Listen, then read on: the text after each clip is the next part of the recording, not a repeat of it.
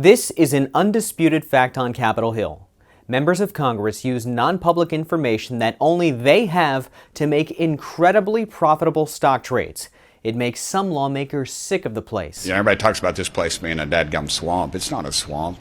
A swamp is something cool God created. It filters water. Animal life lives and flourishes around it. This is a sewer. This is created by man, and it needs to stop.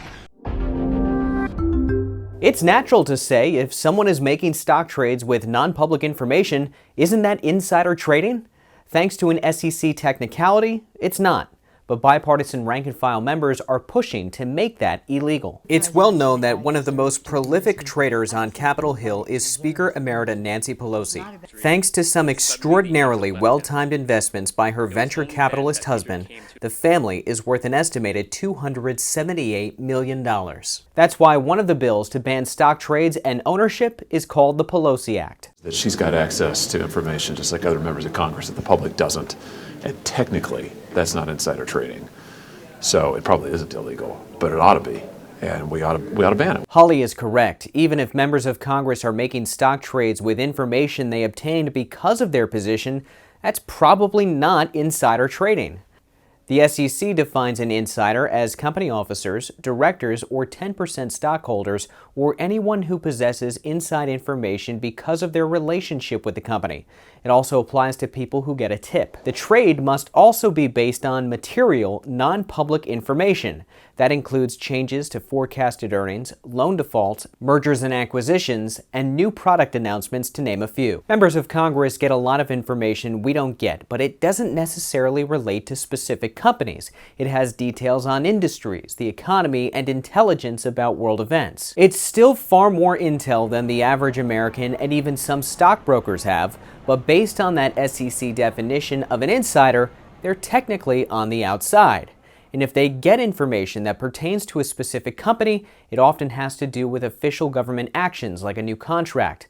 But although that's hard to find, and they certainly learn it first, it's public. When members are making decisions for how to vote on a bill, we should be thinking about what's best for the American people, not what is best for our investment accounts. And members of Congress have access to all kinds of inside information that the average member of the public does not. So the opportunity for corruption is unacceptable.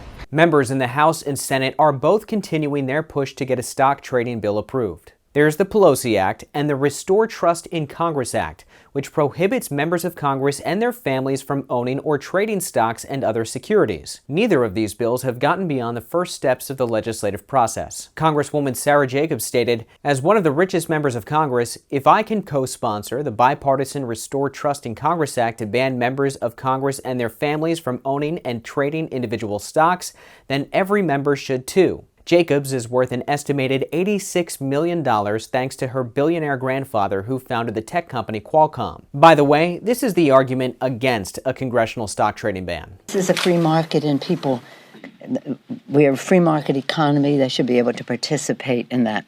Pelosi has since come out in support of stronger ethics rules regarding stock trading in Congress, as long as it also applies to the president and vice president. It's worth noting that Congress tried to stop this practice in 2012 when it approved the Stock Act.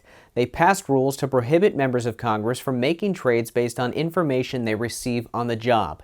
Experts say it appears to have failed to stop investments that may present a conflict of interest.